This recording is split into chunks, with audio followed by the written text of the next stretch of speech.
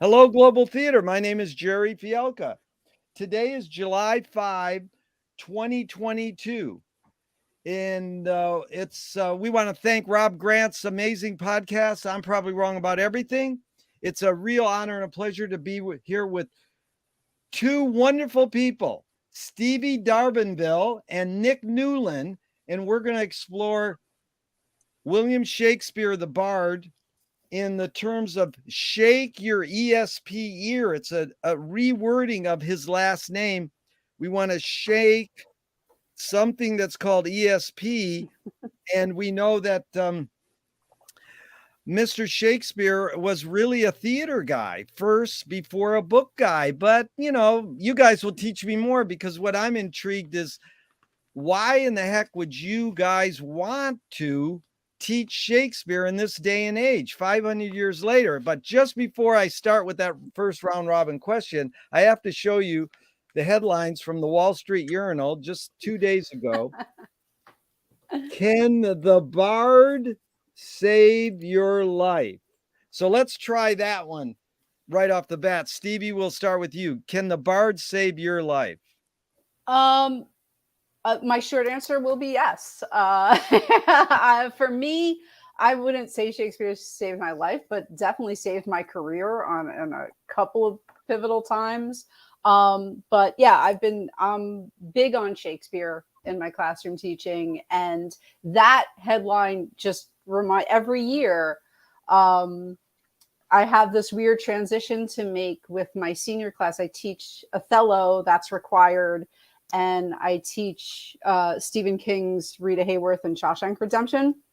And my bridge between them, I usually look for some nonfiction article about Shakespeare in prisons, and there's always a new one. And one that I used for years by Laura Bates, who's a teacher in prisons, was called Shakespeare Saved My Life. That was the name of her book. That was a quote from an inmate that she worked with. So yeah, I would say the short answer is yeah, Shakespeare can save your life. Why not? Beautiful, Stevie. It's an honor to be here. I know you through the Finnegan's Wake world, and I'm really happy you're here. And Nick, I know you here through the juggling, Grateful Dead, and other worlds, the otherly worlds. But, you're a Shakespeare expert. You got books on it. Can the Bard save your life, Nick? How would you respond? Well, I mean, I think that the reason that Shakespeare can save your life is because he brings the unsaid into the said. The unsaid things in the recesses of our minds and our emotions get said. And when they get said to people who get it, they're like, hey, whoa, I am A, not alone here, and B, right on track with this 500-year-old famous dude who happens to be kind of getting me excited emotionally because he's resonating with what I didn't get to say. So yeah, he can change your life because he makes the said unsaid, and what the unfelt is felt. And that's a good thing, because when you can talk and feel, then you can be healthy and live humanly. Beautiful, Nick. And we'll go back to you, Stevie. This idea about, I used to bring up when we're working with students, much what Nick just touched on is, what are the hidden psychic effects of our inventions? We invent things and then we use them as a tool, but they change us other than how they were intended. Like, I can take a pen and use it to write Shakespeare books, but I could also use it to jab someone and hurt them. Well, that's misusing a tool. But, there's deeper things that a tool can do for us that we're not aware of. And so, Stevie, I asked you, one thing I've asked, what is the first human invention? And people will say tool, harnessing fire, lying, religion. But one of my favorites is the line. But I think the best answer is these two theater people, Augusto Boal and Paulo Freire, the theater of the oppressed. They said the first human invention is theater. So, Stevie, tell us about, why is it that, maybe I'm wrong, is Shakespeare more thought of as a playwright than being a theater person?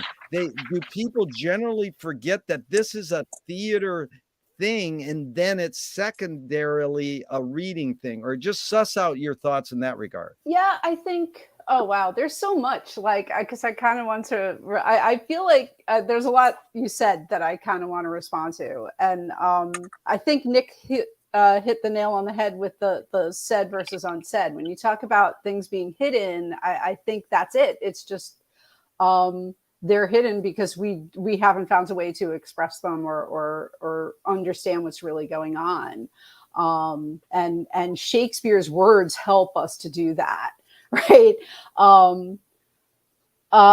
The thing about whether he's primarily thought of as a theater person or not, I think really depends on the community you're in and where you're coming from. I mean, he's a poet too, and I think a lot of people sort of neglect to realize that verse plays are poetry, and I think when people dismiss it as I can't understand that stuff, like it's not because of the time difference or the language, it's because it's poetry, and poetry just requires a different kind of attention, and it's theater, and that requires a different kind of attention and a different kind of bringing the words into your body and moving with them that like most of us again don't do when we pick up a book, right?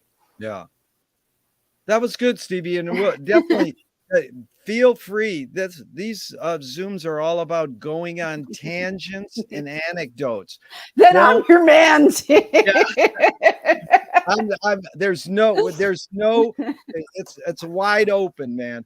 So, Nick, your take on this, theater being the first human invention. Why is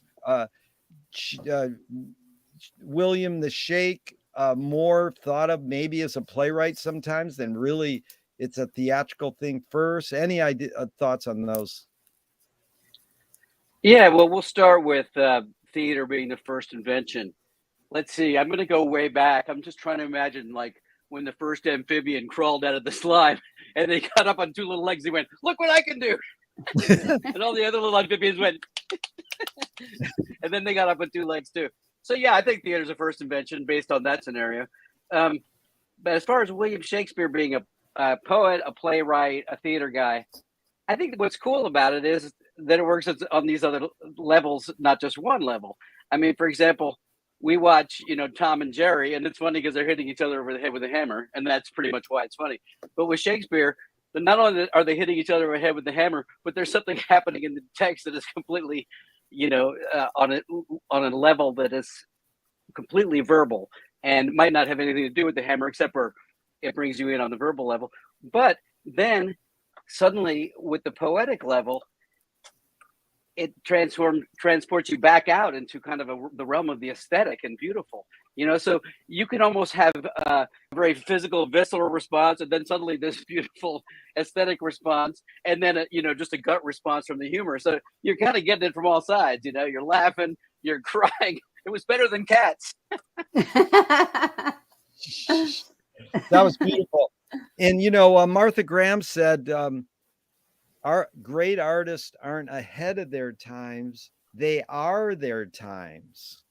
So I'm curious, Stevie, we'll start with you, is that you're teaching something that's 500 years old. How you guys know it's relevant now, but how can you make it relevant now? I mean, I grew up, good education, I can't even understand Shakespeare now because I was raised in front of a TV. I'm a idiot, I can't even read, but I think I can read. That's why I run a Finnegan's Wake reading club. It's an unreadable book. But it is funny how you guys both can approach this with such passion and enthusiasm. How do you get kids involved in it really, or do they just go, oh, this is just another class? And your reactions that you get from kids, like what, it's reciprocal, right? You're feeding them something 500 years old and saying, okay, now I'm going to tell you how it applies to your life now, or you tell me how it applies to your life. Any thoughts on that, just making it relevant in today's world? Yeah, well, I think for me, again, I teach high school English. So like there's this luxury of I'm in a room with these kids for 45 minutes, 5 days a week. And so, and I know in advance what chunk of text are we going to be looking at today. And it's really easy for me to just come up with a question, just as an example, when I do Hamlet, right? There's an early scene in Hamlet where we see Polonius with his two children, right? He talks, we see Laertes and Ophelia talk to each other. Polonius comes in, talks to Laertes, talks to Ophelia.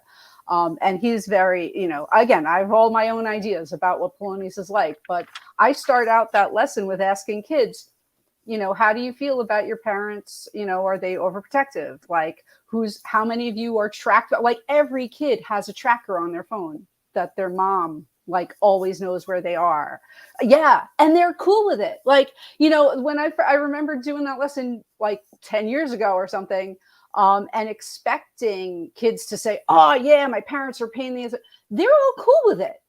Like it's just accepted. Yeah, all my friends, they all know, like mom always needs to know where I am and then I can go do what I want. And like, so I do try to like let go of preconceived notions of what their lives are like. And like you said, let them tell me, like, what's your life like? How do you relate to your parents? And the beauty of Shakespeare, and I don't think it's unique to him. Like, as I'm thinking about it, it's a thing I always said about Lorraine Hansberry's Raisin in the Sun, that there's something for every kid I teach to grab onto, even if they hate Beneatha and they hate Walden, they'll love Travis. Like there's somebody in there that they're interested in. There's something in that family dynamic that they can grab onto. And obviously, especially if you look at all of Shakespeare, like there's so much, there's something for everybody, and it's just a matter really of, letting them find it. Boy, it's an honor, Stevie and Nick. You guys are so articulate. I might even start reading my little tiny Look at Shakespeare Go book. for it. It's really tiny. I've been studying it. Like I'm going to brush up. But I have a recommendation. Rather than read it, get like 3 or 4 friends and get, Xerox copies of them and have them stand up and play it out.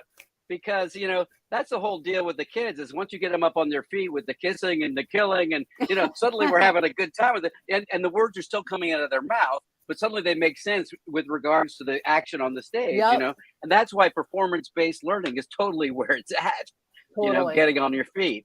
And reading Shakespeare is kind of an old way of learning Shakespeare. The really, the people who teach Shakespeare successfully have their kids on their feet the majority of the time. And what you said about bringing themselves into it, yeah, I mean, that's a great way of getting kids. And every time I did a play with the kids, everything they thought of was much better than anything I could ever think of. And funnier and more relevant to them. So, I would come in with kind of a basic cutting of the play with some basic stage directions. By the time it was in their hands, it was just a whole lot better because it was coming from them. Well, yeah. And I, again, like, I don't really care if they do a good job putting it on, right? I always tell them that like, it's not about producing a scene that people are going to enjoy. It's about that learning process. And I always make them read it to each other in small groups, like instead of putting them on display in front of each other, like just, I have them role play a lot in small groups and read to each other in small groups. And I'll walk around the room and I'll hear so many kids going, oh, or like arguing with each other over what something means. And they're into it. It's beautiful. Well, yeah, because the characters seem real all of a sudden. And so, you're suddenly the storytelling is working because you're part of the story. You're feeling part of the story. And that's what I wanted to say, Jerry, about your question about whether theater is the first invention. I think it's because I think it's storytelling that's the first invention, right? And theater is just a form of that. Well, no, that's good. Yeah, and that's another level of the Shakespeare that I mentioned the aesthetic and I mentioned the action, but the storytelling itself too. Right. And of course, many of his plots were recycled from ancient Greek theater, but it doesn't matter because within that story, suddenly he got inside the mind much more specifically than anybody of his time and almost since. Right. His knowledge of the human psyche and the sort of depths of it, the depths of self-reflection were far different and deeper than playwrights at the time, and most playwrights in general. I mean, that was the thing is, I mean, it was, Freud sat around trying to get into the mind a whole lot later, but Shakespeare was the first guy to really on the stage try and get into people's deep recesses of their psyche and verbally explain those feelings by inventing words, so suddenly it was new, and yet everybody could kind of understand it because he made it work through his mastery of the English language, and his mastery of understanding of human nature. Absolutely. Yeah. That was good, Nick, because it goes right to, since we're all rock and roll people, the great Chuck Berry made up the word a la Shakespeare or Finnegan's Wake, motivating. So it's like a car motor, motivating and motor combined. But Nick, what's the age group you work with? Same as Stevie, high school or? High school. I started working with ninth graders for a long time, and my purpose was to get a group of English students. I was a teaching artist, and so I would come into an existing English class from a performance background, and I would get them ready for the Folger Shakespeare Library's annual Student Shakespeare Festival, where a number of area schools each had a 30-minute slot. And so I'd come in several times a week, and they were ninth graders for the first 10 or 12 years. And then the last 7 or 8 years, I got to work with seniors. And the last 3 years, I got to work with AP seniors. So I felt like working with seniors was my reward for working with ninth graders for that long. But it's great to see both age groups do it, because the ninth graders, in a way, they were more difficult, of course, because they weren't as mature, and they fought back more and weren't as self-starting. But by the time they got on stage and did that 30-minute performance for their other schools, they had grown 6 inches. They owned a piece of Shakespeare and a piece of history, and they were badass. I mean, they just suddenly all that insecurity was like gone. They were kings. It was great. Yeah, that's always been my favorite thing about teaching Shakespeare is it makes kids feel smart, and that's the best part. I mean, it's awesome to see a kid own a passage from Shakespeare where everybody's hushed, silent, and leaning forward like, oh my God, I feel this big time. Yeah. It's beautiful what you guys are like making this thread go. We call it complex clairvoyance, and Zappa called it conceptual continuity. It's like a thread running through all these words you guys are bringing up. And I'm glad you brought up storytelling, because I'm always curious if you all think storytelling is more innate or more invented. And I'll set it up with Hollis Frampton, the great experimental filmmaker, said narrative is born among the animal necessities of the spirit because we're waiting to die.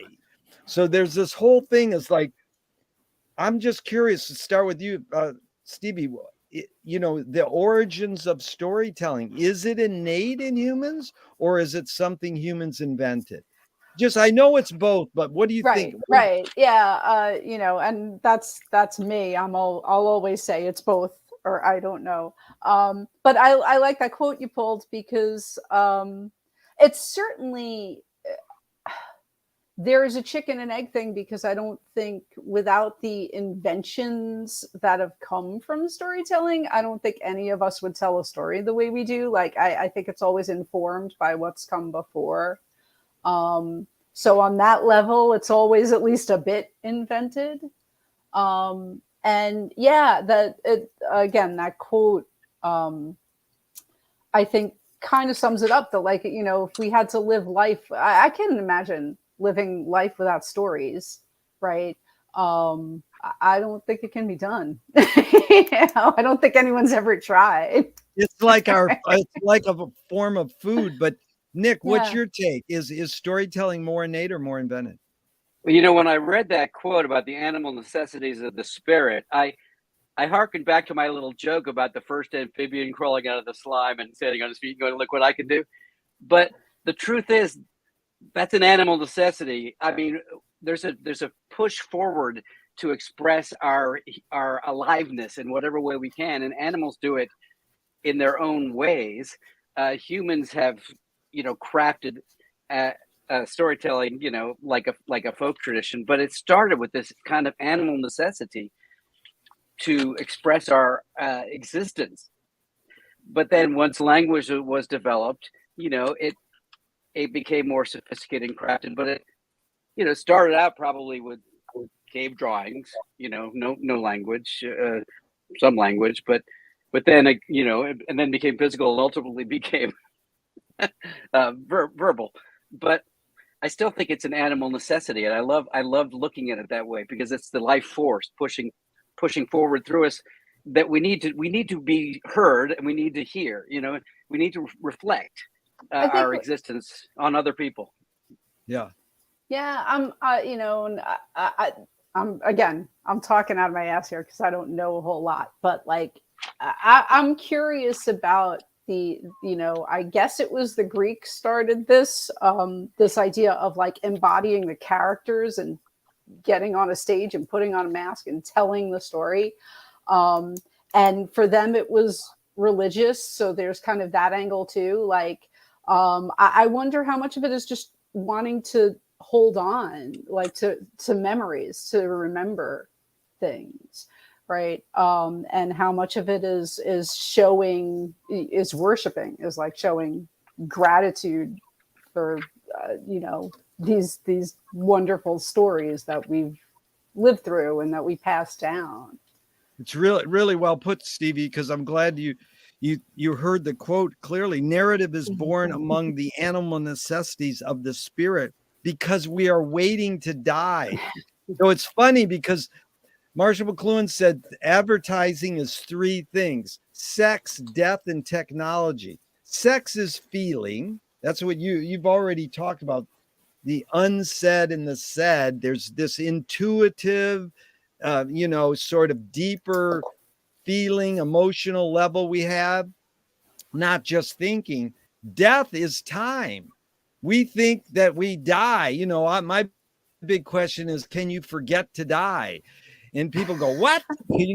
Well, it's like we think we know what happens when death and technology. And I sort of hijack McLuhan's sex, death, and technology. I says, everything is sex, death, and technology. It's feeling, time, and what we put between each other. That's all words are metaphoric. We put things between each other, a Zoom screen or a play or words.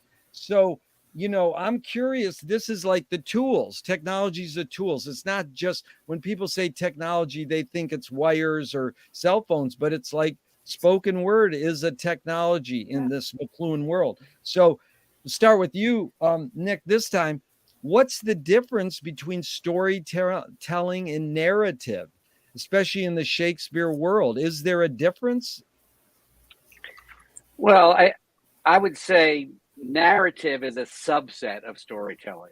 In other words, storytelling includes in visual images, physical emotion,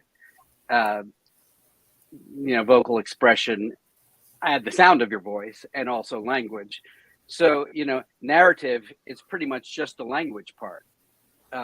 So I think storytelling is bigger than narrative. Storytelling is all those things I just mentioned: physical, verbal, visual, and also, using the sense of all your senses. And narrative, although it can excite your senses, a la remembering the Madeleine or something, nonetheless, it's just verbal. And so it's existing on its own level. And that's what I was talking about in a Shakespeare play too. You've got the physical level, the slapstick, you've got the emotional feeling. Then you just have the words, which they're in their own category. And it's a wonderful category because it's the language, that is uniquely ours as humans. I mean, other animals have their languages, but ours rules, I think. We really do well in the language department. Now, I may just be bragging and the other animals are like, ha ha. But nonetheless, language and narrative are a big part of why we love Shakespeare. And yet the storytelling is the larger, vessel in which it is living. Beautiful. And Stevie, what's the difference between narrative and storytelling, Annie?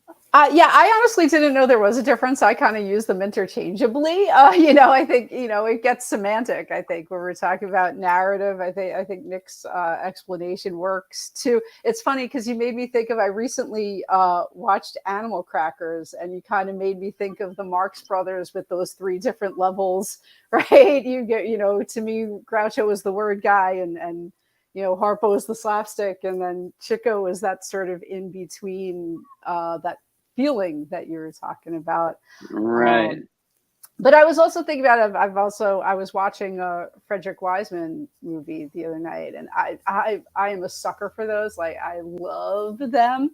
And there's no narration in those at all, but to me there's narrative. I mean, there's story after story after story. Frederick Wiseman, I wanted to do my standard 90-minute interview with him, and he's not wanting to talk about things. And I saw him in the lobby of the screening, and I asked him all my 90-minute questions in 5 minutes. And he's so about letting his art talk to him. Yeah. He's basically, I do reality fiction. He knows that it's the most pure documentary ever on the face of the earth in a lot of ways. No lighting, no voiceover, no added music, no nothing. Yeah. But he knows he's telling a story. He's doing a narrative by editing. You don't realize it's edited. He shot many hours of footage, and you're only getting 6 hours of a shopping mall. Well, that's also another.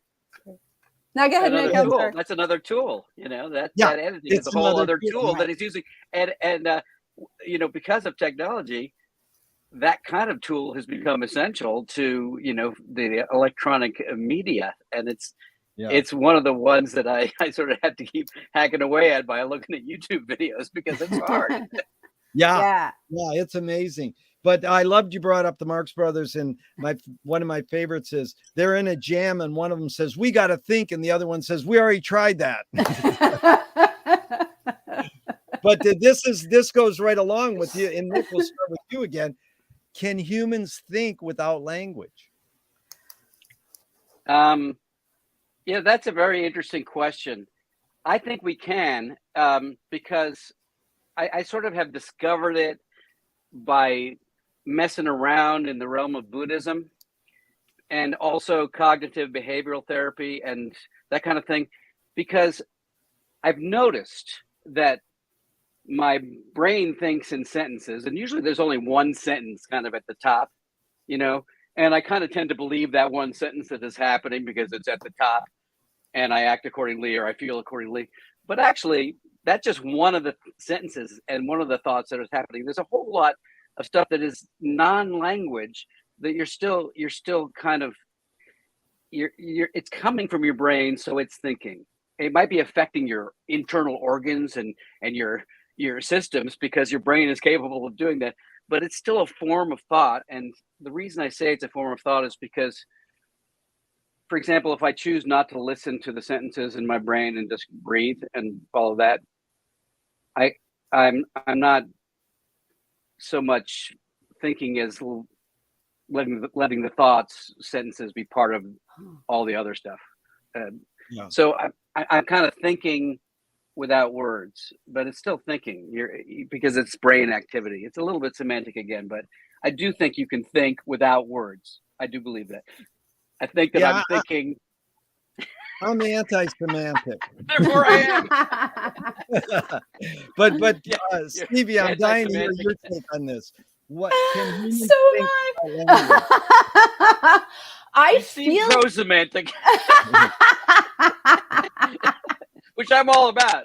Why not? This is going to sound hilarious. I feel like I can't think without words. That's I don't know. I feel like I have a relationship with words that's not typical. That like words are kind of how I experience everything. But I've done a lot, you know, I meditate every day too. Like I get what you're saying, Nick. And it's making me think that like, yeah, so what is that when I hear a song and it makes me cry and it's just music and there's no, there's no real words going on? Like that's, yeah, okay. I guess I do think without words. I just don't think of it as thinking, or I don't know. But it's right. it's It makes me realize, when you're working with kids, a lot of kids have different ways of interpreting the world. Some are much more verbal, some are much more kinesthetic, some are much more visual. I mean, my wife is so much more visual than I am. I'm much more audio. All of it comes in through my ears, all the information.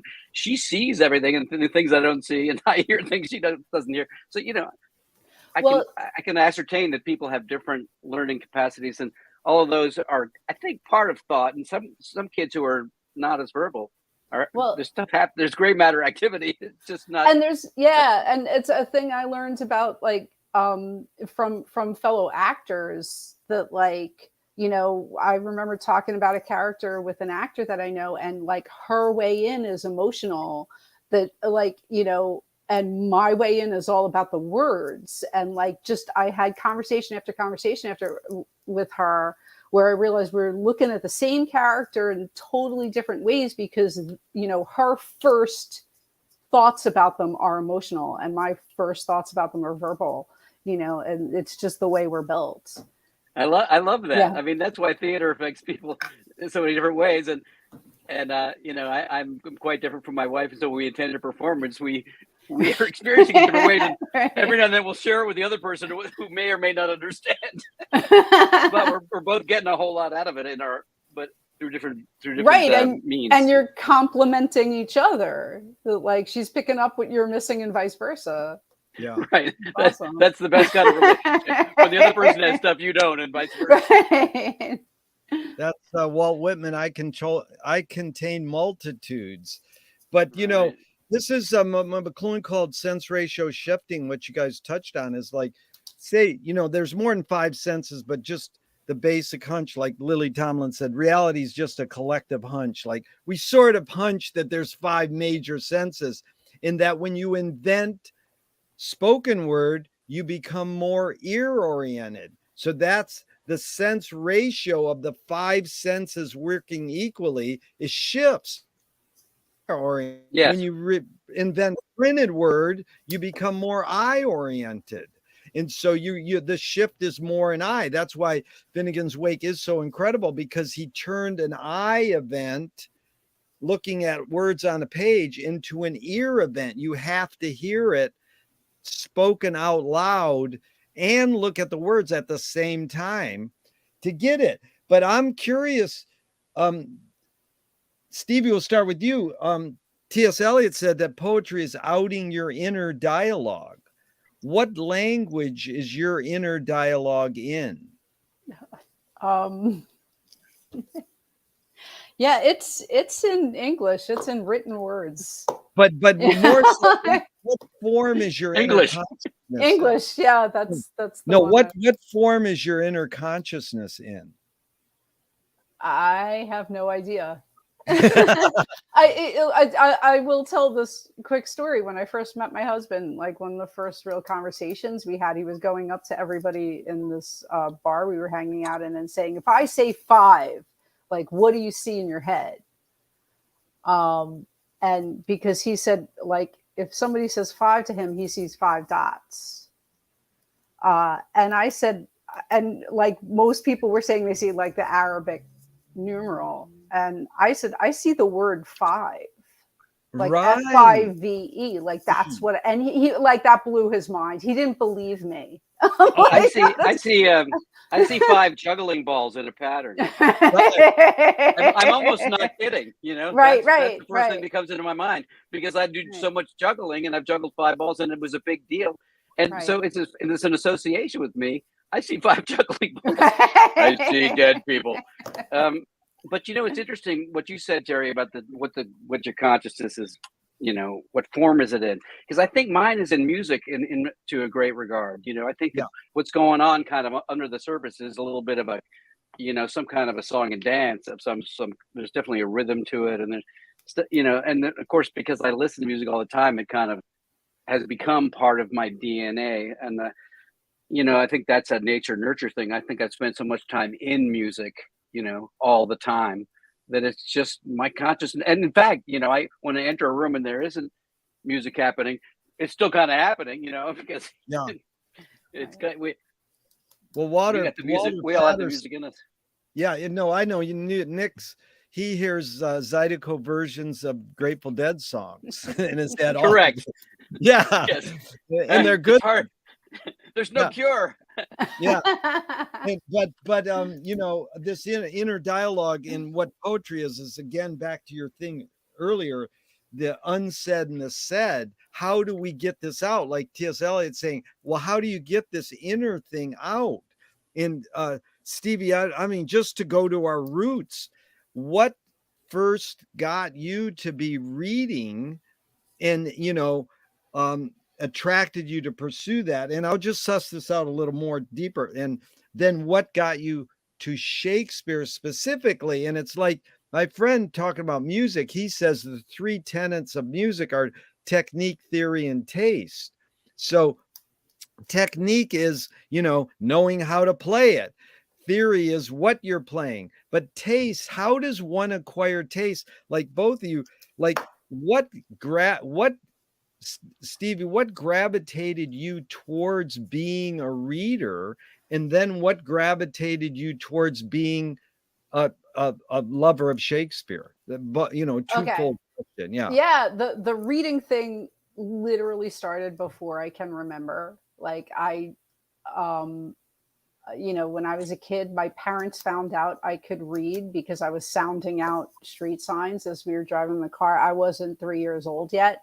I know, like my mom tells me, I wanted to hear the same like children's books over and over, and I would memorize the very sing-songy, rhymey stories, like attracted me right away, and I would memorize them.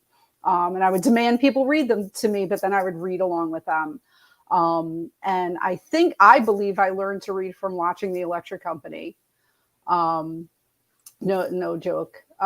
So yeah, it was immediate. Again, it's before I can remember. I fell in love with words and I fell in love with reading, and I guess the sounds of words too. Like you were talking before about the wake. Yeah. To me, it is, but also visual stuff. Like when my cousin still finds this mind blowing that like the letter E, the lowercase e, always seemed to be smiling to me when I was a kid, and I was like, E is my favorite letter because it looks like it's smiling. Like I had that. I guess that kind of thing you're talking about, where I don't know, like just words had a life of their own for me from. But do you think it was, Stevie, before you go into how you gravitated towards Shakespeare, do you think that was more DNA or the way that your parents raised you? Because like, are your parents raising you and they're reading in front of you as an example? They're telling you to read, or you're just sort of gravitating towards reading on your own? I definitely feel like it was innate for me to some extent. My mom did point out to me, yeah, we always had books. But again, and my brothers and my sister, they read books. They were always good readers, but like, it was different for me. Like it was another level for me. So that's good. But then where in like grade school, high school, where did you go? Shakespeare, boom, Shakespeare. Like, well, and again, it's happened on more than one occasion for me that I've drifted back to Shakespeare. The first lightning bolt moment for me was in the 9th grade when we read Romeo and Juliet in my English class. We had just gotten up to the balcony scene, which is like Act 2, Scene 2 or whatever. And my teacher just gave us Nick, this will kill you. Like we just had to read the book and paraphrase the words. Like that was it. And I'm, but I'm reading it and I'm thinking I'm wrong.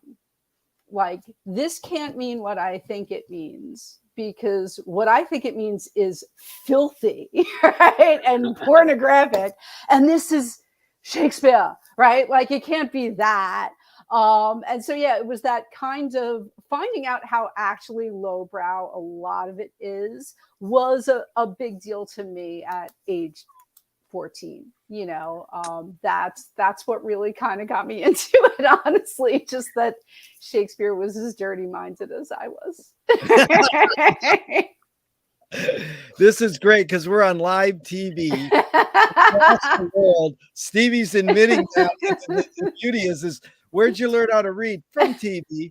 Yeah. It isn't a beauty, and street signs. That's sort of the thing. So, advertise it. Break it down to there's spoken word, printed word, and electronic word. Those are the three main. So it's amazing how sometimes you start an electronic word and you go back and your love is more the printed word. Yeah. And that's the you like the idea of books and text and but that was interesting that it was interesting, Stevie, there was you consider it innate for you, because I think it was a little different with me. I was like a kid that always wanted to run the playground after school and like play mall ball. I was a really kind of physically active kid. But when I was a kid, my parents read to us a ton, and so I had it instilled in me, even though it wasn't really in my nature to sit down and read a book. But then suddenly at one point, and in 5th or 6th grade, I started going to the library at the bottom of the hill and checking out books, and it was basically kind of adventure books about magical things that happened with little boys. I just so darn into it. I was transported, and so I had that. But as far as Shakespeare, I had a similar experience in that Shakespeare was sexy. And this was when I was in about 6th grade. We went to see an off-Broadway modern version in the early 70s of Two Gentlemen of Verona that was done kind of in rock and roll style. They remounted it several decades later locally, and I saw it again at the National Theater. But that was my way into Shakespeare, was this, in 6th grade, this kind of rock and roll, slightly raunchy Two Gentlemen of Verona. So I immediately associated Shakespeare with edgy, fun, sexy stuff. And I kind of forgot about that and didn't do a lot of Shakespeare in high school. But then when I got into college, I took a drama course. It was a theater course, actually. And I had a professor named Jeremy Geit, who is now passed away. But he was this wonderful British guy who had this incredible history with Shakespeare. And every single one of the characters was like a personal friend to him. And I realized, the richness of the characters through this guy's relationship with them. They were his family, his loving Shakespeare world. It was great. And anyway, I think that comes back to Shakespeare kind of resonating with you on a personal level somehow. I mean, because otherwise it just becomes abstract.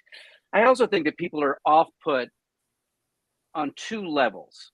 First of all, in this country, the theater is not as big a part of daily life as it used to be in earlier parts of our history, where all places had community theater and theater was a thing. Now people kind of associate theater with something for smart people or rich people, and Shakespeare compounds that because they think it's for smart people, rich people, and people who understand this weird language that I don't understand.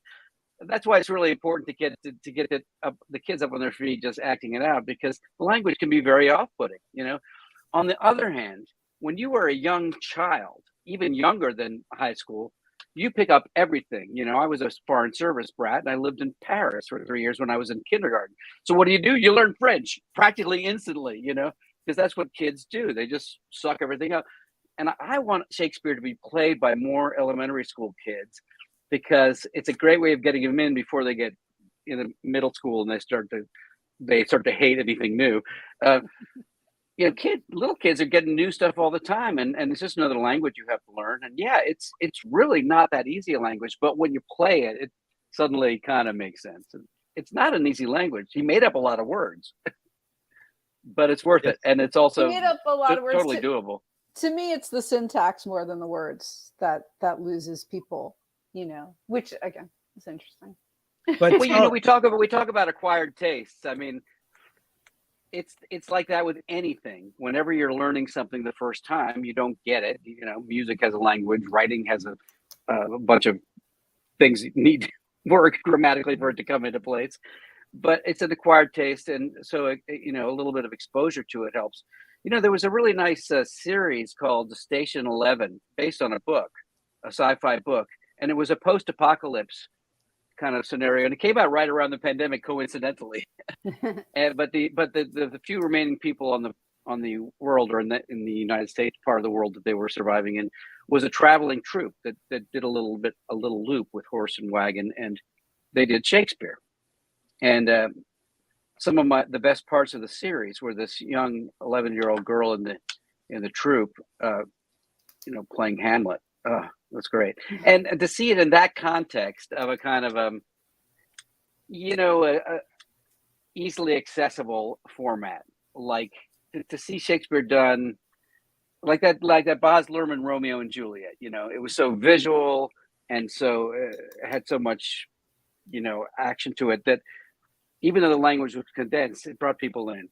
And once you're in, then you kind of you like the waters. It's just hard to get into it. Right. And that's why you have to get up on your feet right from the get-go, I think. Well, that's, I think before when you were saying maybe other animals have, you know, whatever, that like our language is the best. Why is our language the best? Because we know it and we love it, right? Yeah. Like, yeah. Yeah, it's the best because it's ours. You know, just like our hometown is the best. Right. Yeah. You know, you really evoked, Nick, there. I studied culture jammers when they first started messing up billboards and doing political messages with popular culture. And one of my favorites was the parking lot Shakespeare players. And there would be a security guard in a parking lot who had to watch like 10 monitors of, you know, cameras all over this huge parking lot structure. And kids would go in front of one of the cameras and act out 1 minute Shakespeare plays. So, you know, he's watching for robbers committing crimes, and all of a sudden these kids act out Shakespeare. So it can be lowbrow. Yeah, it can be lowbrow, but it is how much does art reflect its time, and how much does it reflect its maker? So, you know, Cecil, pianist, says, I'm just a vehicle and this stuff just comes through me. So, yeah, we'll start with you. Stevie, in this regard, it's like, is Shakespeare more self-expression, or is he more a vehicle for whatever culture environments are dominant in his time? Like, how, like, just differentiate. You don't have to say more, but just differentiate what's going on there, you think, in his means to express himself or means to be a vehicle. Well, I think is 100% of it is a product of the time and the place and the culture. I forget who it was said that like stories are a suitcase in which we pack our culture, that like, you know, so, you know, I mean, there's definitely, and I was about to say there's definitely an individuality in there, but in the plays, I you know, it's also collaborative, like 100%. You know what I mean? Like, I don't even think of Shakespeare as a person when it comes to the plays. I think of Shakespeare as this sort of engine, right? It was all the actors were involved with making those plays. And the way they come to us is so complicated. Like, we don't have scripts that Shakespeare wrote out, right? Like, they had to be pieced together from the actors and what they remembered, and the audience members and what they remembered, and there's different versions. Like, there isn't a definitive thing there. So, and I'm talking as someone who has not studied this stuff really, really in depth. You know, I'm just kind of a fan. You know? So well, yeah, Stevie, you know, the answer is always is both, but yeah, but if you're just a fan, there's no right or wrong, there's no right or wrong answers to any of my but that one you got right. hey, fans know more than anybody. Yeah. Yeah, so you can't dispute this, Nick, but you're going to be asked it anyways. Is Well, no, fans know more than anybody yeah, because we spend more time with it. Plus, we know ourselves. No, but I love the idea of the collaboration, which is, of course, is hysterical because, yeah, like Stevie said, there were all these little scraps. When they made the first folio, it was like trying to put a jigsaw puzzle together. And also, what you said about the actors bringing something to it. Having said that, I think that what's really interesting and cool is that despite being a suitcase for his time, Shakespeare also managed to carry all those human things that throughout time and human existence have been common to us and carry that forward, which is why it works now. Otherwise, it wouldn't. And there's plenty of yeah. comedy that is kind of a period piece, works as a period piece, but doesn't work as kind of a through time, all of human emotions carrying over piece, which is what Shakespeare managed to do. That part was, I think, timeless and not of its time, and I think that Shakespeare, despite the actors and everybody else bringing it to life and being an engine, he was the one channeling the greater human commonality and somehow or other expressing it in words. Yeah, and I give him a good amount of credit. Really great words. Willie the Shake, as Lord Buckley would call him. But the hidden question there is, now we'll throw it in your court, Nick, is that can art making be egoless? Can Shakespeare writing his play be an egoless act? I mean, you guys both sort of touched on that with universality, commonality, but and you No brought way. up earlier. So I'm laying it in your court first, Nick. You brought up Freud anyways. Go ahead. No, it's not egoless. It's completely egoful. It's egoful. The ego is the mind that knows how to write and everything. But he got the id and the super ego down and channeled them through his ego so that everything came out through the ego. But it's all the ego when you put it on the paper. If it were id and super ego, it would be ethereal. But he, channels those and puts them in. I mean, the ego is the typewriter, and the super ego and the id are just the feelings that go into the brain, that go in the hand. Hand bone connected to the brain bone. Brain bone connected to the heart bone. Wow, but that's heavy that you said that, because I'll put it to you, Nick, Stevie, is that a friend of mine, I asked that question for years now, and finally someone said, great art is egoless. So how do you differentiate between that, what Nick said about the ego in Shakespeare's creative process and great art being egoless? Any thoughts on that? I'm going to totally agree with Nick on this one. That I think it is definitely ego driven. Like the whole impulse to create art is about ego in some measure. And I think great art allows us to see an ego, a soul, another person, yeah, I don't. Good. Yeah. Because I just happen to have William right here. Right now. Okay, you guys are both right. Anyways, the great Ruth Draper, she's a performance artist from way back. Hey, there he is again. All right, you see, can you see a difference between those two Shakespeares? My bust is at work. That was my wife's idea.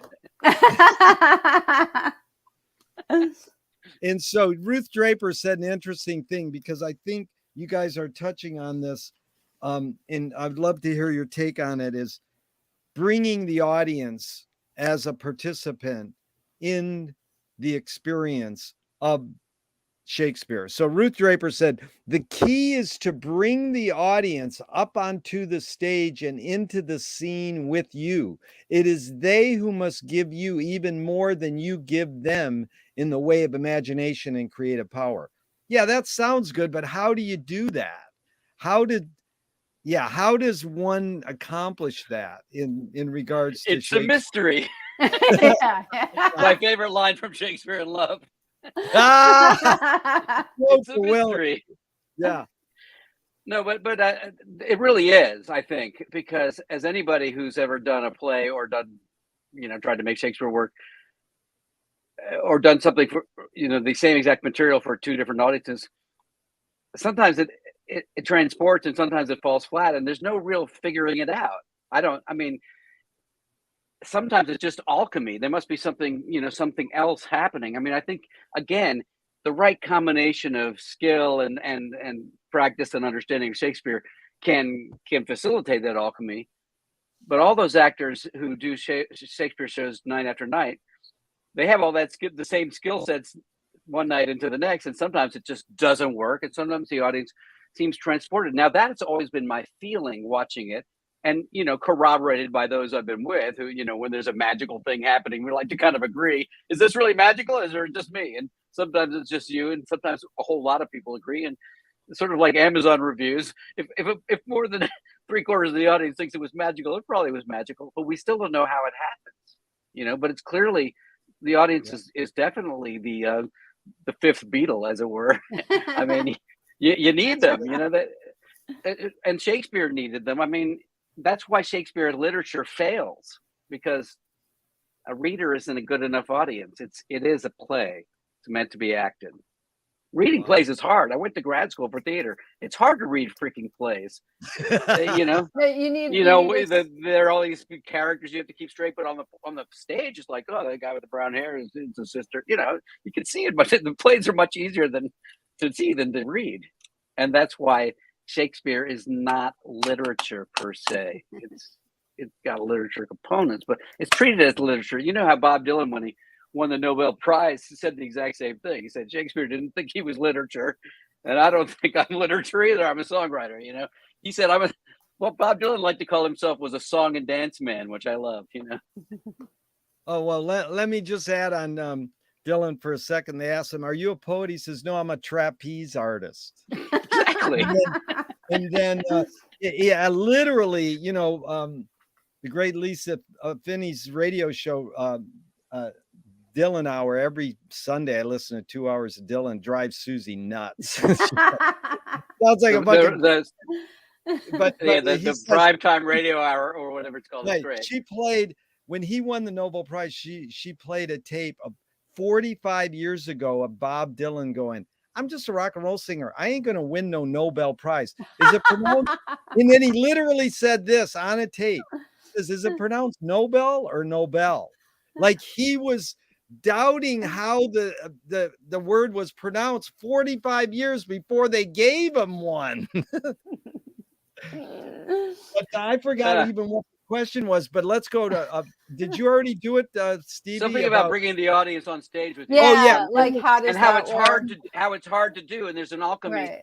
But the audience is definitely a big part of that alchemy, and it's still a mystery, though, to me. Yeah. Stevie, weigh in. Yeah. It definitely feels like it to me. It feels like magic when I see it happen all the time. Again, like Jerry knows, I go to whenever I can. I used to go religiously every week pre-pandemic to a Shakespeare workshop. And, it honestly kind of ruined me for wanting to see actual productions. Like watching actors do the behind the scenes work is just endlessly fascinating to me. And, it's never boring. And just how much you can change, how much an actor can change the temperature of a room full of people is stunning. And it is a learned skill. And obviously, Nick, you're right. It doesn't always work the way, and maybe it never works the way you expect it to, but there are, you can learn ways to bring people sitting in front of you to change what they're feeling, there's no question that there's that level of study. Yeah. There's that level of study, and I so appreciate it, especially with, when you see younger actors. Like there's a place called the American Shakespeare Center in Stanton, Virginia, about 3 hours from my house, and they have a troupe that is composed of young actors who also play music, but they mine the text so thoroughly. And there was a talk back the other day when I saw Twelfth Night there, and they asked a question about one of the characters who was a very minor character, a servant. And they asked the young actor about how did they prepare for this role as a servant who only had a few lines.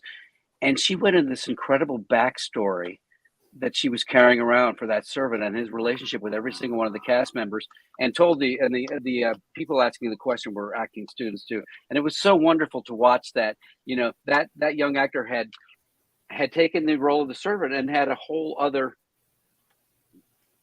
story going on that the audience didn't. Yeah. The audience didn't see it, but they felt it, because in the regards, in the way the servant had a thing for his master, you know, and so there that was happening underneath the text. So it's great. It's great when people, again, that there you're bringing yourself, and that's subtext, you know. That's where the actors bring. That's where the actors. It might have to do with the text, but it might have to do with the text awakening something in you that is in you, and that's the subtext, and that's what makes Shakespeare performances so wonderful when you see the same one done different ways, because it's always different. We're always bringing our own subtext, you know, wherever we go, comes with us.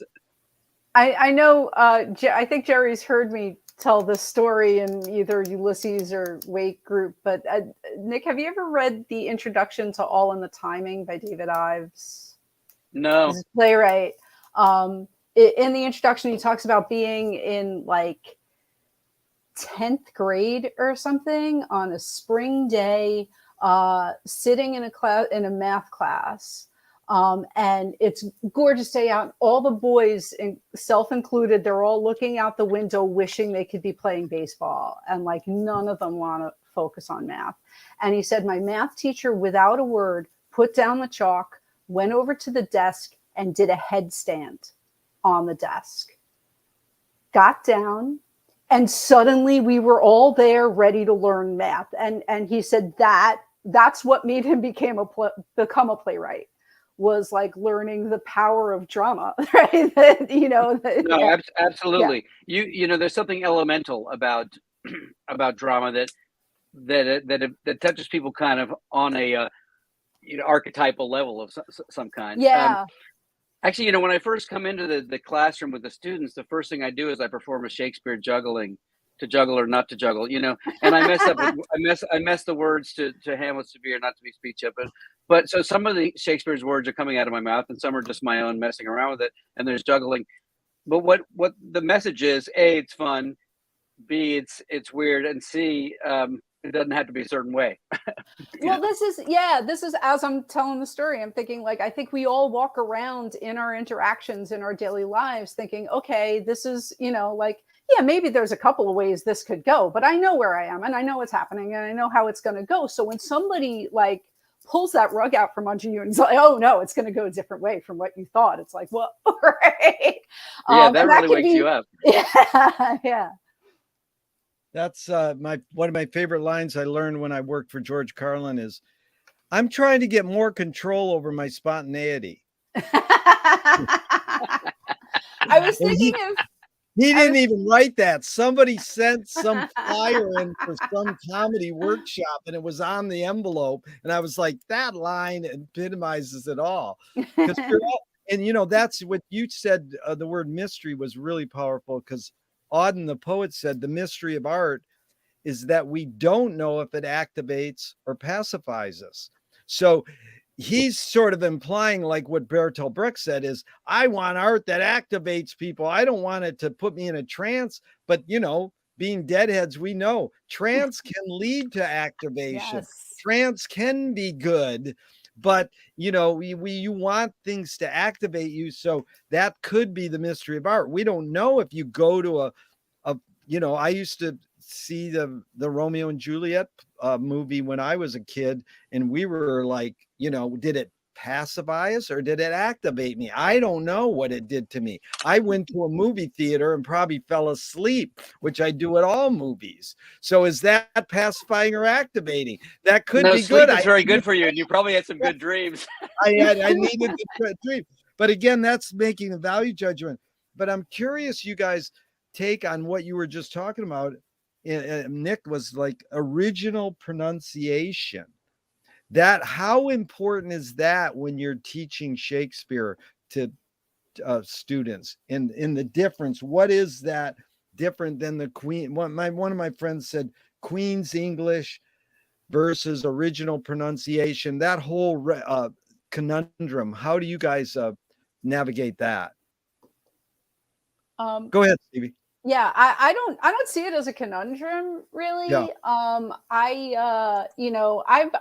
I think I showed Ben Crystal thing on OP to my kids once just because some kids were interested. But like to me, I'm a big believer in making it your own and saying it like you. Whenever somebody comes in and tries to do RP in my workshop, I'm like, can we not like do this? Like um, I think it sounds great coming out of people's real accents. And again, this OP, I know people who've performed in OP, like they've learned it, and it allegedly the vowel sounds a lot like American English. It's and yeah, that can certainly unlock meanings that maybe get lost if you're doing it in RP or whatever. But to me, there's room for all of it. There's room for everybody. This, like, I don't know. This is one of the things I love about Shakespeare is I feel like it can belong to anybody can pick it up and use it. It's public domain, baby. Like, do what you want with it, and people do such amazing things with it. That to say like, well, you're doing it wrong is just always going to be to me that's limiting and it's a mistake. That's Yeah, I beautiful. agree. I mean, Mallarmé said, hold on, Nick. I just want to interject. Mallarmé said, to define is to kill, to suggest is to create. But I wanted you to clarify, what does RP stand for, just so I know? Received pronunciation. Oh, received. Okay, thank you. Yeah. Okay, Nick, go ahead. Yeah, because also Oscar Wilde said, everything's in public domain. Yeah, your take on, I loved it, Stevie, because I don't know what I'm talking about. I just throw out words and you go, I don't think it's a conundrum. I says, I got to find a word quick, and it just shot out of my mouth, and it's like, so yeah, Nick, your take on the OP versus RP issue. OP versus ERP. I'm pro ERP. No, the thing is, I work with kids, teenagers. I'm not trying to get them to speak in any kind of English accent. The thing that I think is fascinating with Shakespeare is that if you mind the text and really look at it deeply and come up with your own conclusions as to what it means or what it means to you, and you say it that way, what's fascinating to me is that a little change in a syllable or accent between one actor and another can give it a different meaning, but that has nothing to do with pronunciation. That has to do with mining the text and giving a meaning to you, and then transferring that meaning to the audience. So pronunciation to me is, I like a good English accent from Judi Dench, but otherwise, whatever.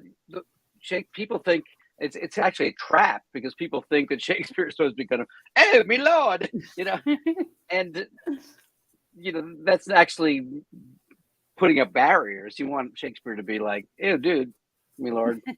Yeah, I'm totally not to be. You know what I'm saying? I mean, you can get your kids to mess around like that, but it's how they speak anyway. So why not try and make it a little more naturalistic to make it accessible? I mean, not naturalistic in terms of mumbling. Every word must be spoken and chewed, but speak it like you're talking. Yeah. Or and having some regard for the rhythm, and that's a tricky one because, of course, young people go, to be or not to be, that is the question. They try and follow the iambic pentameter, but you use the rhythm, but you use it so that it flows in a conversational way nonetheless. And great Shakespearean actors have a great way of doing that. And even in rhyming couplets like Midsummer Night's Dream, they somehow or other manage to make it seem like you're speaking sentences, which is great. It takes tons and tons of practice. I mean, actors and Shakespearean actors are, if you can do Shakespeare as an actor, you can do anything because it's hard and it takes a lot of, most plays you don't need to mind the text that much. It's pretty much right there, It's Shakespeare that makes you go. Run, is it better to take your kids to an involvement in performing Shakespeare than taking him to the movie? of them doing it or taking them to the play? I mean, it sounds like what you're saying is the way to teach Shakespeare is have them perform it. Well, it's not necessarily performance per se. There doesn't need to be an audience, but to have them get up and play act it, yeah. Yes. I mean, performance is a little different because they might be performing for their peers, which is a performance. I think fine, great, but play acting is the more important part of it. The actual relating with the other characters as a person. So it's performance based. So yeah, performance is a good enough word. Yeah. I believe performance based learning is the best way to teach Shakespeare. Yeah, for sure. And that's what that's the Folger that I worked with for 20 years. That was their whole thing. And I was just going to say, yeah, I'm a believer. Right. Yeah. They have the books, the Shakespeare Set Free. I've used those, like they have a unit on Henry IV Part 1 that I've done a couple of times where you split your class into 3 groups and each group has to like read through the text and cut their own script and put on their scene so that it makes sense to the other 2 groups. And together we tell the story of the play. And it's a giant mess and it's a beautiful mess. And they learn, so much. Yeah. Fun fact, my mom wrote one of those essays in the Shakespeare Set Free series. Hold on, let me see if I can find Who's it. your mom? Louisa Newland. I got him over here. I probably read it because I think I've read all 3 of the books. I only have 2 of them. I have the 12th Night in Othello and the Romeo and Juliet, but I can flip through it and tell you which one is my mom's. Yeah, because the other one is Hamlet and Henry IV Part 1. Yeah. Well, Othello is my mom. My mom did the wow. Othello one. Yeah. Oh, then I'm sure I've read it. These are great. Yeah. Ladies and gentlemen, Shakespeare Set Free, Folger Shakespeare Library, great teaching device. Woo! Yeah, and it runs in the family because I've had Nick on my podcast, Nick's sister on my podcast, and she invented a word. What word did she invent again? Super PAC. Super PAC. Oh, wow. My sister invented the word super PAC. She was a journalist covering campaign finances, and they had an ungainly word for it, like a really big pack, and she changed it to super PAC, and it stuck. And so yes, she invented a word. Yeah. It must have rubbed off in the DNA. Your mom's teaching you guys.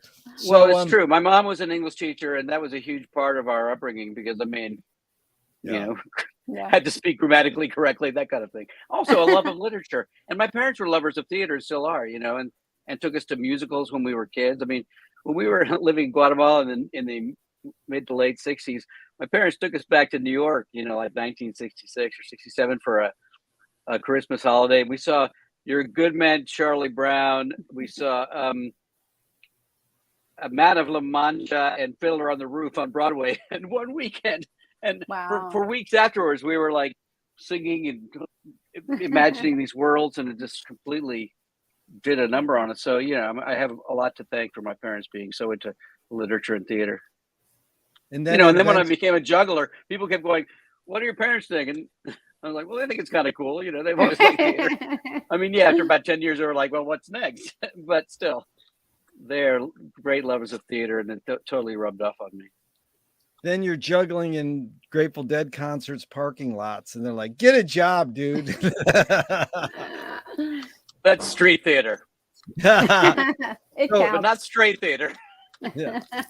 So we got about 15 more minutes. You guys have been truly enlightening, and you're really teaching me a lot. But I'd love you to help me, because in my little Shakespeare treasury book, there's about 5 lines on page 62, and it's called Ghost.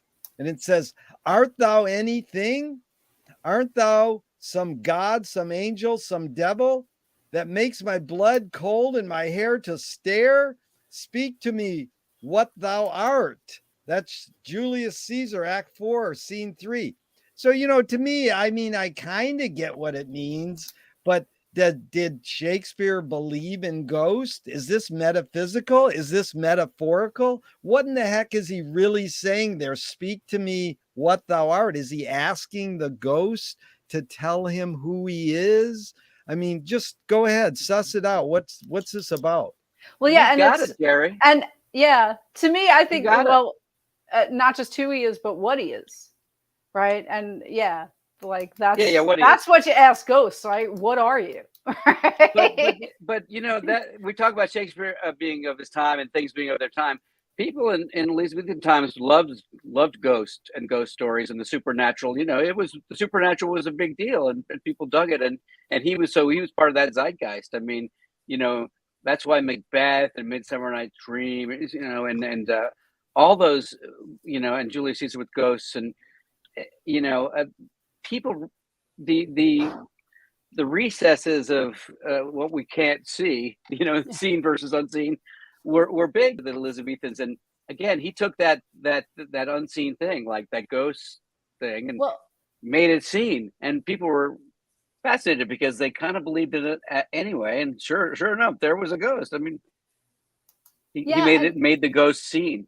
I think Yeah. it's really hard to know what his beliefs were because, like, I mean, I think Macbeth's such a great example of like how much was he sucking up to James the First in that, right? Like, you know, the witches are there because James the First loved his witches, right? And Banquo was the good guy because James the First was related to Banquo, and so like, how do we know what he really liked and what he really just knew his audience wanted? You know. Right. I mean, the guy was a journeyman. You know, he had he had to make a buck, and certainly writing a play for the Queen the 12th night. You know, when she asked for one, is coming right up, Your Majesty. Yeah, yep.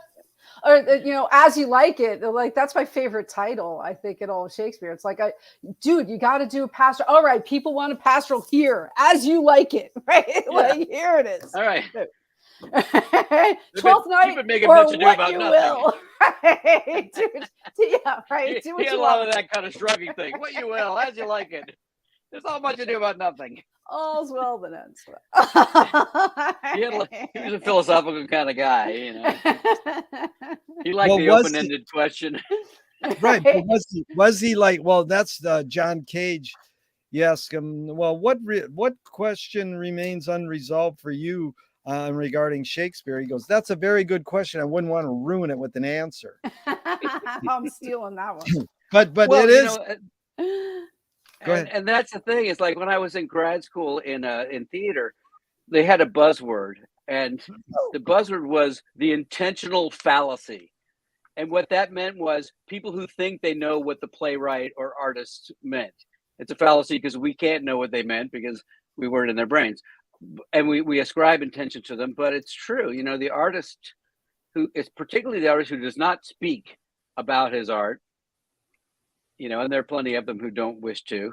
Robert Hunter of the Grateful Dead, the lyricist, never liked to talk about what his lyrics meant because if he talked about what they meant, they wouldn't mean different things to different people all over the world. You know? That's why it's nice not to kind of believe too much about what the playwright was trying to say. Just believe what it means to you, and then when the actors have the same feeling, they're conveying their experience, you know, with the help of Shakespeare. He's a very good facilitator. But it seems what you're touching on is exactly where I wanted to go with this, is that, you know, Kubrick says great art is when you cannot see the intention of the maker. A screenwriting teacher told me great art is when you can clearly see the intention of the maker. Somehow we consumers of art want to know, why was this done? But we do put our own selves in it. And this is what McLuhan did mid-career. He updated the medium as a message, or medium as a massage, to the user is the content. The user's the content. Once you create your play, Mr. Willie the Shake, it's no longer yours. It's the user. And they can do whatever they want with it.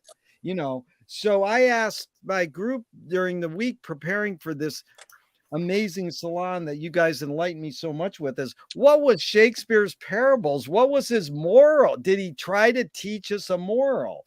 And one of them, a really smart guy, said, well, like Romeo and Juliet is about uniting family and in family relationships, and how you have conflict in family relationships. But then they both kill themselves. And then, no, we feel that families should put their guards down and we should try to unite. Was that his moral? Did he have morality? Does the artist, is a artist obliged to morality, or is it just Shakespeare's sort of like, I'm just going to present a setting and then you decide? Well, my feeling about that is that even when, let's say, bad things happen to good people in Shakespeare, there's still a lesson to be learned there. It's a lesson in how not to behave, but there's always a lesson and there's always a moral. It can be couched in different ways. You know, Shakespeare generally did have his plays did have a point of view, even while pointing out man's inhumanity to man. That was the lesson, that, you know, watch out behaving like this because bad things happen. So yeah, I think that particularly in storytelling and theater, more so than say in music, there's definitely a moral to a story. I do think that some morals are more overt than others, and Shakespeare had gray areas, but there's no question that bad things happen to bad people in Shakespeare quite a lot. I mean, there was a lot of collateral damage, and at the end of every good tragedy, the stage is littered with bodies. But you still have it. You still feel like it. You learned a little lesson, like how to act or not to act. I mean, it's there. That lesson, that moral lesson, is there in the theater and usually in stories. But we do bring our own experience to those. The ones that resonate the most with us are ones that we can relate to. You know, like, oh my God, I shouldn't act really that way towards my brother. Nick, that was really good because it brought up a couple more questions. Stevie, what's your take on that moral or lesson? Yeah. I don't know. I definitely think there are more messages than morals. You know, there's a lot you can take away. I mean, I don't think, you know, fate is inescapable is a moral, right? Like, what does that give you to live your life by? Nothing, really, right? Like, don't live. Yeah, right. Everybody dies. Okay, what do I do with that? Right? Like, I got nothing. So yeah, so I don't think of, you know, I definitely think there are themes, and yeah, if you watch Othello and you're like, I don't know, maybe I shouldn't be an asshole. Great, like, you know, that's a great lesson to take away. I don't think everybody that sees Othello necessarily takes that lesson away, unfortunately. You know, but there's a guy that doesn't get killed. It's set out there in front of you. You know, right, the actions and the consequences are set out there in front of you. So right. If you buy into the story, you know, there will be a lesson that you buy into to a degree as well. Yeah. Like, I ask people now, do artists have a moral obligation? And, you know, a lot of people go, well, everybody has a moral obligation, but it's almost like, well, no, artists have the guts and courage to break out of just saying, here's the moral obligation, and challenging you to develop critical thinking skills to figure out what are our morals, or who's defining our morals and what are morals, you know, and be more critically thinking about it than saying I'm morally obligated. Because Louis Buñuel was a difficult filmmaker. You know, he has street kids in Mexico beating up blind winos, and it's like, wait a minute. But, you know, in Los Olvidados, it's a powerful film.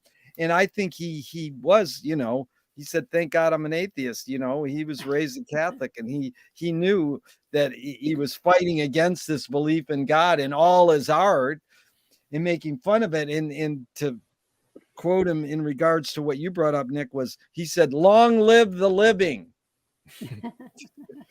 Well, you know, Aristotle said the purpose of theater was to teach and to please, right? And Did he really? I believe for myself, you know, as someone who does shows and that kind of thing, I personally believe that my message is important, you know, that what the message I convey is important, especially because I'm working with young people. So you know, that's just a personal thing. I feel like I have a moral obligation to have the message that is one that is going to be, you know, helpful to the world, and not one that is going to be harmful. But that's, you know, I think that probably Shakespeare believed that too. He he was willing to muddy the waters because it was really very intense drama, and that kind of stuff comes with intense drama. That's not really the kind of art I create. I do other stuff. I do kid shows and songs. So, but for his kind of drama, despite the almost random violence, it's not random. There are messages that you can glean from it. The consequences of actions and behaviors. Well, it's funny because what you said really evokes this McLuhan quote he said in 57. He says, "It's misleading to suppose there's any difference between education and entertainment. This distinction merely relieves people of the responsibility of looking into the matter. It's like setting up a distinction between didactic and lyric poetry on the ground that one teaches and the other pleases.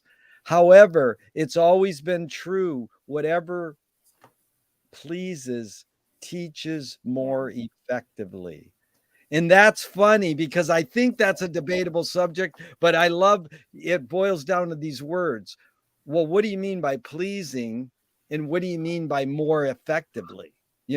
So whatever pleases teaches more effectively. Go ahead, Nick. Well, yeah, it's interesting. We were talking about people bringing themselves into it and how it affects us individually. I'll go. I have a taste for theater and for tragedy, because I'm a Shakespeare guy. But when I bring my wife Joanne to a Shakespeare play, a tragedy, everybody dies in the end, she's like, "I don't really like that. This didn't please me." I'm like, "I loved it. They just litter with bodies. What more do you want?" So we take what we take out of it what we already brought to it. But I still think that despite our individual responses, there's a message in there. It's just that we're all receiving it in a slightly different way. Yeah. I mean, if you were a crazy psycho killer and you saw Hamlet, you'd be like, "Oh, great, killing is great. I'm going to go and kill." But I don't think that in Shakespeare's case, people want to go out and kill other people afterwards. But maybe some do. I certainly know that some people are highly offended by Shakespeare for that reason.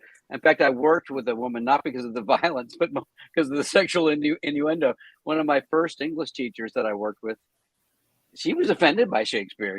She was she had a very religious background and conservative, and she didn't like all that sex talk and all that violence. And, it was not her cup of tea. And don't blame her. But, he was reflecting his time and the world. But we don't know if you show something like violent films, if you show it, does it alleviate the human of wanting to be violent, or does it cause them to be more violent? We don't know. You cannot calculate that. There's many, it's called causality, and there's many different. But did you want to weigh in on that, Stevie, at all? Yeah. Well, and I was going to add on to that, Jerry, that Nick, like you said, I don't think anybody goes to see Hamlet and says, "Oh, that looks like fun. I'm going to go kill some people." But I also don't think that they go, a killer will go see Hamlet and say, "Maybe I should stop killing people." I loved that quote about whatever pleases teaches more effectively. And I think it kind of ties back to what you were saying before about being a fan.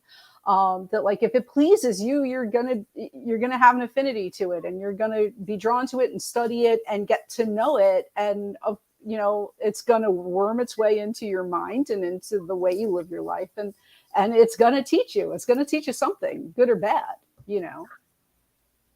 Yes, it is having an effect. Right. Hopefully, I mean, if it's successful, it has some kind of an effect.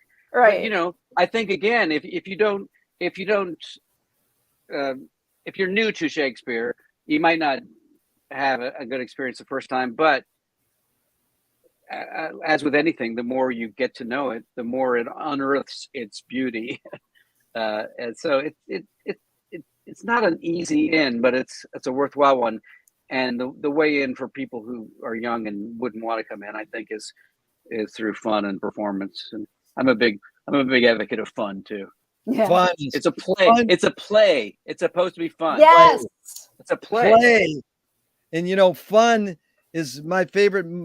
Music is funky, and fun is the key. The word fun is it's the key.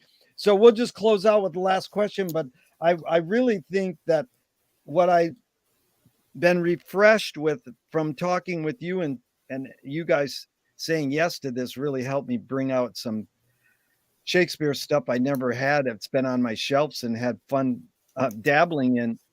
Is what McLuhan called suspended judgment. He said understanding is not having a point of view. It's more like, this, back to what you said, the said and unsaid is there. You decide. You don't have to say I'm for the said or I'm for the unsaid. You can sort of navigate between them and see the big picture. Or Pascal, the philosopher mathematician, said, in order to understand anything, you have to know this end of the spectrum and that end and everything in between. So it's like what we call is getting the big picture. So he's sort of like, what I understand Shakespeare was doing is giving us the big picture and not so much saying I'm favoring this or that so much, having a suspended judgment, and I know you do take sides, but it's like you're uncovering the hidden more and understanding that. Well, I like something that leaves you with questions and doesn't give you the answers. You come out, and a couple of days later after watching Shakespeare, you're still asking yourself some questions. And one of my favorite things in all of theater is that it's just another buzzword, but I really like it. It's moral ambiguity. It's like where some of the wrong things have right in them and some of the right things have wrong. There's moral ambiguity, and that leaves you with questions. And that's the way the world is. It's actually not about answers. I mean, because we make the answers because our brains speak in sentences, but it's more like questions. We don't, I mean, the best thing I ever learned from the one philosophy course I took in college was, you suspend your belief. You don't really, you're left with questions, which is great because it keeps you moving forward. That's suspended judgment, suspended belief. That's the guy goes to the guru and says, "What's the best question I can ask you?" He goes, "The one you just asked me." But that I do. Go ahead, Stevie. No, I was gonna jump on what Nick said about like how we come up with the answers. I think it's because we're so uncomfortable with any kind of ambiguity, and it's like from day one, especially my AP Lit class, like I'm like the first thing you've got to learn is to live with ambiguity and like find as many meanings as you can. And if they contradict each other, then that's great. You know what I mean? And that's okay. That's right. They can coexist. Right. It's, it's, Jerry, you had the "I contain multitudes" line before, right? Do I contradict myself? But very well, then I contradict myself, right? I am large, I contain multitudes. It's all there. Then that's the nature of consciousness, is to think in black and white. And of course, that means if you're happy, you can't be sad, and if you're sad, you can't be happy. Really, what about a sad song, or the blues? It's happening both at the same time. Well, and there's a quote, again, I only know in translation from the story Tonio Kroger by Thomas Mann, where sort of one of the revelations this young man comes to realize is that life would unfailingly make us melancholy if the powers of expression were not there to keep us alert and of good cheer, is how I learned it. But that's an idea that just I constantly feeling that if no matter how miserable you are, if you can find the words or the song or whatever it is that expresses that feeling, there's such joy in finding. And again, I think that's where a lot of the joy in Shakespeare comes from, is like, oh my God, he found the right way to say the thing that I didn't have words for. Right. And again, I think it's an animal necessity that goes right back to the animal necessity of the spirit. I really think, that's why in order to live fully and healthily, you gotta let it out and somehow or other. Yes. And that helps you connect to other people, right? Which again is a biological necessity. Yeah, we're all feeling it. And if you realize someone else is feeling it, it's like, hey, I'm not alone. Let's party. Woo. It's a yam party. Yammy. So that word ambiguity was great. Bob Dobbs says ambiguity is a sign of human maturity. So we'll just close it up now, and I hope this never ends. We could have future salons on a huge array of topics, or just stay on Shakespeare forever. is what question remains unresolved for you in regards to Shakespeare? Just one question that still remains. Like if you say almost like you're sitting at dinner with them, what would you ask them? Or just an overall question that remains unresolved for you? I guess, how did you make Hamlet happen, the character? To me, that's Hamlet is the gift that keeps on giving forever and ever and ever. I have a friend who likes to say that, I love watching people work on Hamlet because you can't play all of it. It's impossible to play that whole character as he exists in the play. Like everybody's got to make choices that are going to cut off other paths.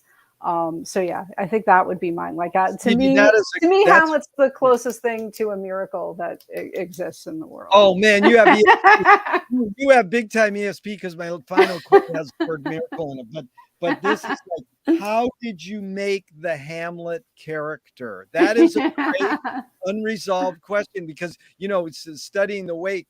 Those guys spent 30 years and they wrote a book. It's how did Joyce write Finnegan's Wake? It's like, yeah, right. It's this thick, and it's a fun book to have on your shelf. But anyways, yeah. How did you make the character, Will?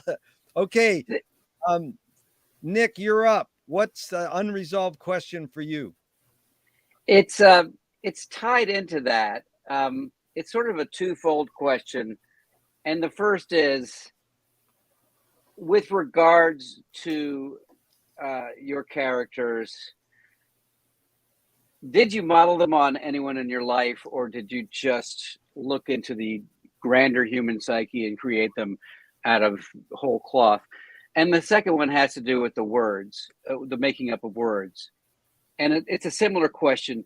Did you make up words out of seeing an image in your mind and then trying to kind of find a word to fit it, or did you piggyback off of existing words, or did you speak the words out loud, or did you see them on the paper? He's so speakable that I kind of envision him walking through the woods going, mellifluous, mellifluous. Like I think that his language is so speakable that I guess my third question would be, do you see the words on the page, kind of like Stevie does, FIVE, or do you hear them, in your ears the way I hear stuff in my ears, So it's kind of like that's probably the question I would ask him first is, do you see the words on the page or do you hear them? Because I hear them, and I think that when people hear them, they get it much more than seeing them. Yeah. So that would be my question. Really, do you see them or do you hear them? Those words. Yeah. No, those are great. And we'll have them on the next salon. We'll bring them in from the dead and have them here. So I'll end with the joke and then the quote that Stevie used her ESP on. The priest is crossing the Canadian border and he's got a flask, and the custom officer says, "Excuse me, Father, what's in that flask?" And he goes, "It's water." And so the custom officer says, "Let me see that." And he takes a sip of it and he goes, "That's whiskey." And the priest goes, "It's a miracle." So thank you, Stevie, and thank you, Nick. Marshall's quote really sums up what happened today for me. He said, "Communication of the new is a miracle, but it's not impossible." So thanks for making this salon a miracle. It was really miraculous. Thank you so much. Thank you so much, Jerry. Nick, it was great to meet you. I'm going to hit the end button, but I don't ever want it to end. All right.